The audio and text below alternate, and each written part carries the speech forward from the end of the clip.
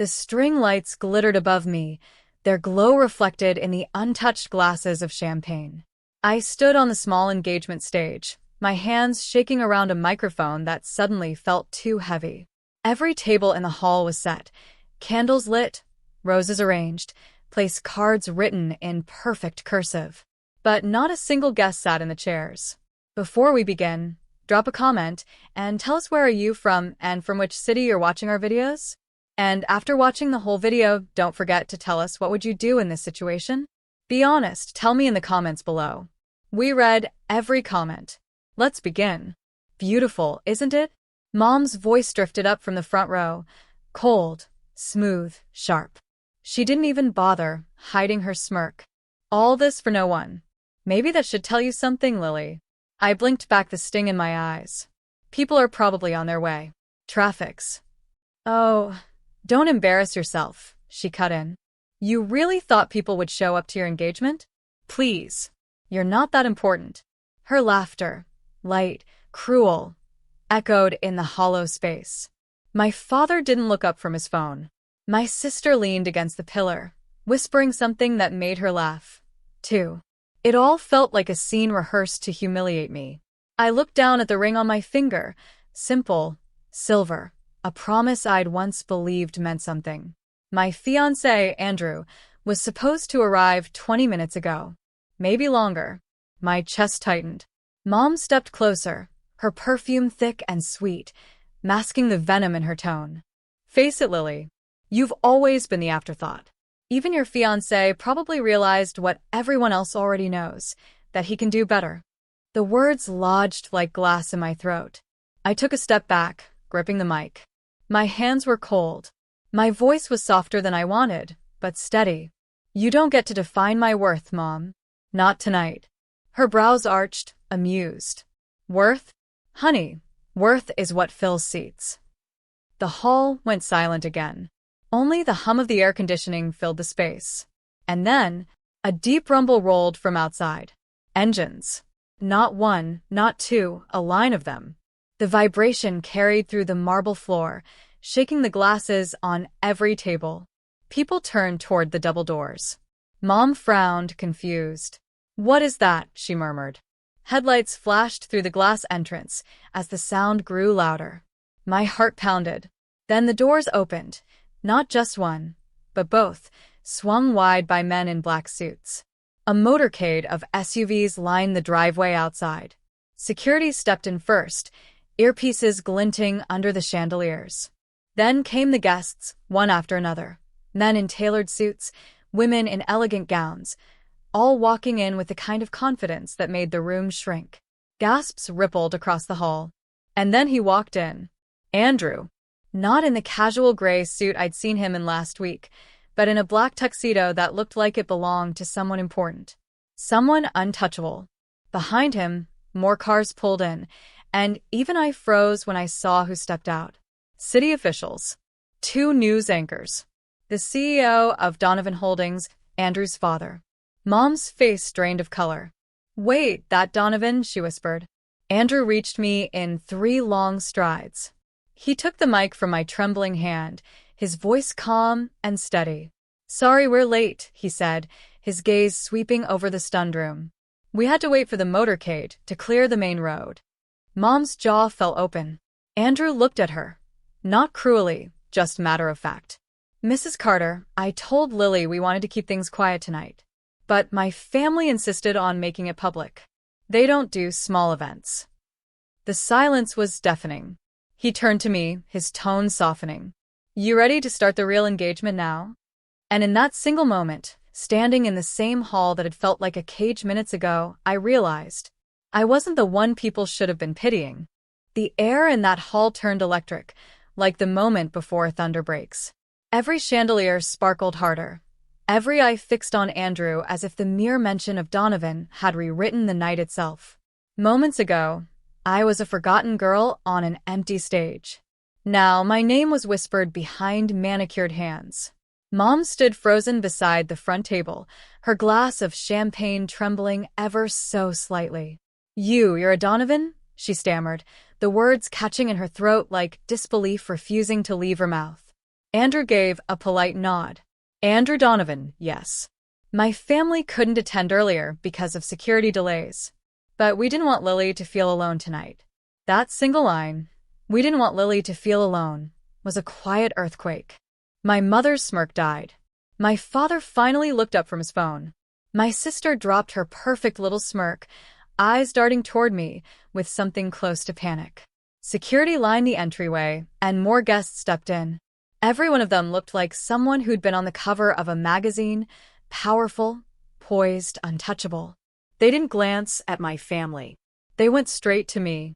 "Miss Carter," a man said warmly, shaking my hand, "we've heard so much about you. Andrew talks about you constantly." I blinked, stunned. He does?" Andrew smiled from beside me. "Maybe too much." My mother's voice cracked the moment, like a whip. "You could have told us who your family was," she snapped, forcing out a brittle laugh. "We would have made proper arrangements." Andrew turned toward her, polite but sharp. "Mrs. Carter, if I told you, this would have been a business event, not a celebration."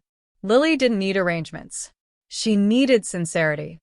The weight of his words hung heavy. My mother's lips pressed into a thin line. My father cleared his throat and tried to stand tall, as if reclaiming control. "Well, Andrew," he said stiffly, "you should have let us handle the invitations. It seems we had some confusion." I glanced around the hall. Every table once empty now filled with guests who weren't invited by my family, but by Andrew's. And somehow, that made it sweeter. Confusion? Andrew's tone remained calm, but his gaze cut sharp. "You mean the fact that Lily's own engagement party had no guests? That kind of confusion?" My father flinched, caught off guard. "It's not what you think." "I think," Andrew said evenly, "it's exactly what I think. But that's fine. I came prepared." He nodded toward one of the security men. Within seconds, staff began wheeling in an entirely new set of catering carts, floral arrangements, and elegant gift boxes stamped with a silver D. The air filled with the scent of fresh white lilies, my favorite flower. My mother whispered under her breath, "This can't be happening." Oh, but it was. One of Andrew's associates approached the stage with a microphone and smiled. "Ladies and gentlemen," he announced, "thank you for joining us on short notice. We're honored to celebrate the engagement of Mr. Andrew Donovan and Miss Lily Carter." Applause erupted. Real applause this time. My throat tightened. The same stage that had humiliated me now shimmered with light and music. Andrew held out his hand. "Come on," he said quietly. "You deserve your moment." I took it. As we stepped onto the stage, my heart pounded against my ribs, but for the first time, it wasn't from fear. The lights glowed golden. Cameras flashed. Guests cheered. Andrew slipped an arm gently around my waist, respectful, steady, as if to remind me that this moment wasn't about power. It was about being seen. "Ladies and gentlemen," he said into the mic, his voice firm and composed, "tonight's celebration isn't about wealth, status, or last names. It's about recognizing someone who's been overlooked far too long. Someone who's taught me more about strength than anyone in my world of boardrooms ever could." My mother's expression cracked like porcelain. He turned to me, voice softening. "When I met Lily, she was working 2 jobs, helping strangers more than herself, and still managing to smile like she had the whole world figured out. And I knew right then, she wasn't just someone I wanted to marry. She was someone I wanted to protect, because she didn't even realize how powerful she already was." A hush swept the hall. The emotion caught in my chest like fire. I blinked fast, trying to stay composed. But when I looked at my parents, I saw their eyes darting between each other, regret mixing with disbelief. Mom forced a laugh, desperate to save face. "Oh, well, that's our Lily for you. Always surprising us." Andrew didn't even glance at her. "I'm sure she has," he said, then turned to me. "Ready for the surprise?" My brows furrowed. "What surprise?" He snapped his fingers. The lights dimmed, and a massive LED screen flickered on behind us. A short video began to play, showcasing photos and clips of me volunteering at community drives, organizing small-town charity events, and working late nights on my art projects. Andrew had secretly documented everything I'd done, moments I'd never thought anyone noticed. Tears stung my eyes. He leaned close enough for only me to hear. I told my media team the world should see the woman I'm marrying, not the version people tried to shrink. The video ended with a still photo, me handing food to a little girl outside a community shelter. The caption beneath it read, "The Heart of Donovan Holdings." Applause erupted again. Cameras flashed. My mother stood stiffly, hands clasped too tightly to hide her shaking. My father's face went pale. My sister stared at the screen, mouth slightly open. Andrew raised my hand to his lips and kissed it gently. "Now they all know," he whispered, "who you are, and who they should have never underestimated." The crowd rose in a standing ovation. I looked out at the sea of faces, and in the front row, my mother stood speechless, stripped of every word she'd ever used to make me feel small. She had once told me no one would show up for me, but tonight an entire world had. And this time, she couldn't laugh it away. The applause roared through the hall like a wave. For a moment, I just stood there, lost in it. Not because of the sound, but because I knew every clap was proof that I hadn't imagined my worth. Andrew squeezed my hand gently, grounding me back to reality. But not everyone was clapping. My mother's frozen smile twitched at the edges. Her knuckles were white around her champagne glass. My father's phone was lowered now, his businesslike composure cracked. My sister pretended to check her lipstick, but her eyes never left me. They were burning with something sharp and sour. Andrew leaned down slightly. "You still want to stay?" I took a breath. "No. But I'm not leaving first." He grinned, proud. "Good answer." The press lights flickered from the back of the room. Photographers lined up by the archway, capturing the moment like it belonged on tomorrow's headlines. The once empty tables were now full of powerful people raising glasses, whispering my name like they'd known me all along. That's when Mom finally approached. Her heels clicked against the marble, her face arranged in a perfect social smile, the kind she wore when she wanted something. "Sweetheart," she said softly, her tone suddenly drenched in honey. "Can we talk? Just for a moment." I glanced at Andrew. He gave me a small nod and stepped aside, though his eyes stayed on me like a silent guard. Mom's voice dropped to a whisper. "Listen about what I said earlier. You know how I can be when I'm stressed." I didn't mean to tell me I wasn't important?" I asked quietly. Her smile faltered. "Lily, I didn't realize who Andrew really was." There it was. The truth laid bare in 7 words. My chest ached, but not from hurt anymore, from clarity. "So, if he wasn't a Donovan, I'd still be standing on that stage alone while you laughed at me?" Mom blinked rapidly, the tears she was forcing now sparkling under the lights. "I just wanted what's best for you." "No," I said, my voice steady sharp. "You wanted what looked best for you." She inhaled shakily. "Lily, please, people are watching." "Good," I said, meeting her eyes without flinching. "Let them." For the first time, she looked small. The woman who always towered over me with judgment now stood there, lost and cornered by her own reflection in the glass walls. The music softened as Andrew walked back over, his arms sliding protectively around my shoulders. "Everything okay?" he asked. Mom tried to smile again, her voice trembling. "Of course. Just a little overwhelmed by everything.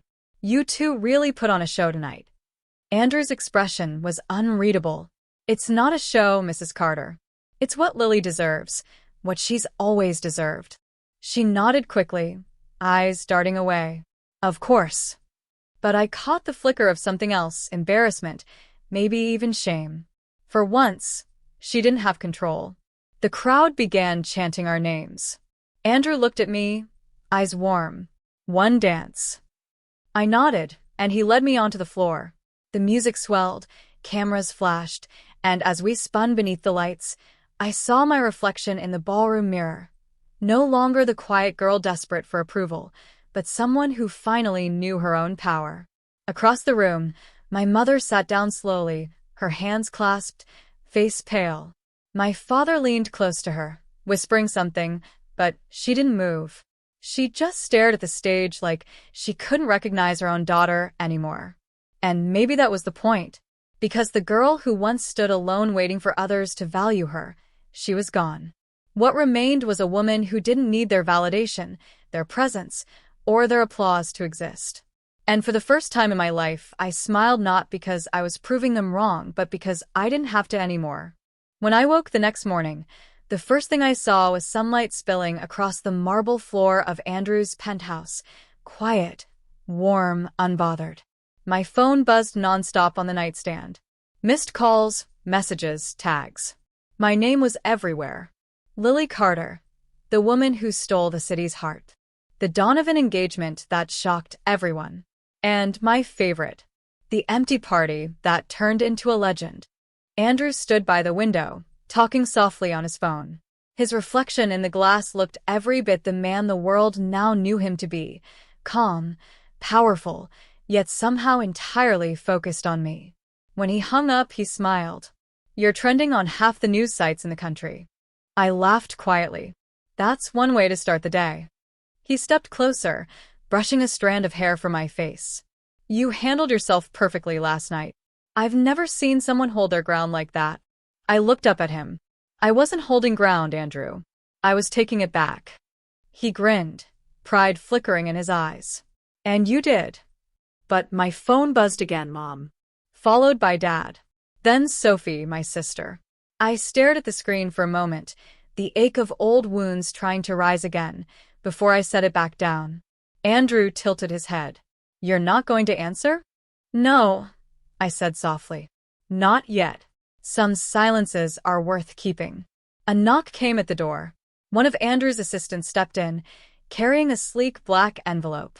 "From the Donovan Foundation," she said politely. "It's for Miss Carter." Inside was a letter on thick white stationery and a key. "To our future daughter-in-law. The community center you've been volunteering at will now operate under the Carter Initiative, fully funded, indefinitely. Consider it a gift for the heart you've shown this city." My breath caught. "They named it after me?" Andrew nodded, smiling. "Dad's idea. He said real strength isn't about legacy, it's about compassion. You've got both." Tears blurred my vision before I could stop them. "I don't even know what to say." "Say nothing," he whispered. "Just keep being you." Later that afternoon, we drove back to my parents' house. Andrew had suggested it gently. "Closure," he said, and I knew he was right. The mansion looked smaller than I remembered, stripped of the power it once held over me. Mom opened the door before we could knock. Her face was tired, her eyes red. "Lily," she breathed, like saying my name might undo the things she'd done. Dad stood behind her, silent. My sister peeked from the hallway, pretending she wasn't listening. "I saw the news," Mom said softly.